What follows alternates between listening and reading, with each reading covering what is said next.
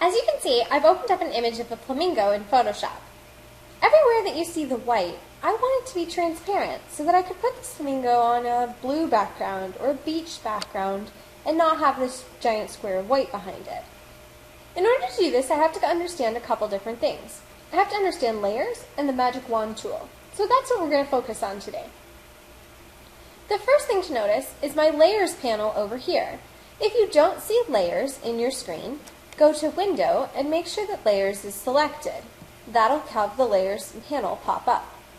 The other thing you have to notice is that it specifically says here on the only layer that I have that it's a background layer. You can tell that because it's italicized, it says background, and there's a little lock over here.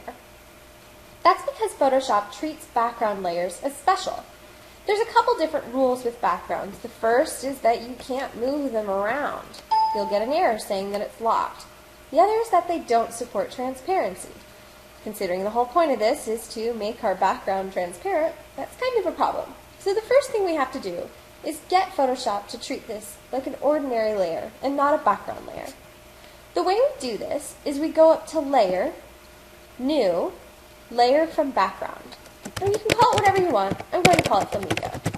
You can also accomplish this by double-clicking over on background. So now, my lock has gone away, and it's no longer italicized. That means that Photoshop is treating this just like an ordinary layer. Great. Step one's done.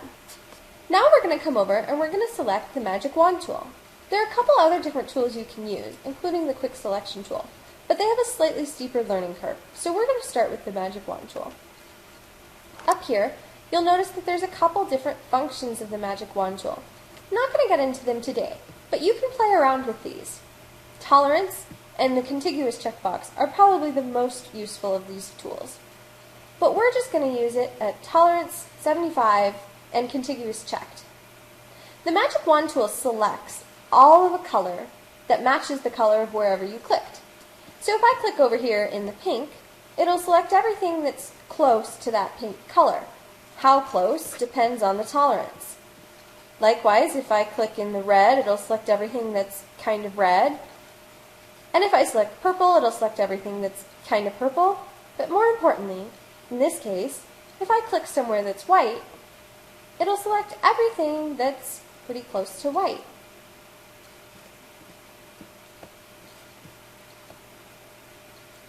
To get rid of everything that's white, just select Edit and Cut. You can also just click the Delete key on your keyboard. Now you'll see that there's a bunch of check marks in the background. That means that it's transparent. Anywhere that you see a checkbox means transparency. So for example, if I were to create a layer underneath my flamingo layer, and we'll just call it layer 1, and I selected that layer, and I grabbed my paintbrush and I drew some blue squiggly lines, you'd see them behind my flamingo, because everywhere that that checkbox exists is transparent. I don't really want blue squiggly lines, so I'm going to come over to my history panel and undo that. So now I have a flamingo with a transparent background. Now I have to save it. There are a couple different image formats that support transparency, and you have to be sure that you select one. A JPEG and a bitmap, those don't. GIFs and PNGs do. I like to use the PNG because it has a higher image quality, I feel like. So go to File, Save. Make sure that you select PNG, and as you can see, I've already saved this image, but I'm going to save it again and call it Flamingo. You'll get a pop-up. Just click OK. That's all there is to it. So now let's walk through with a different image, and you can follow along and practice with me.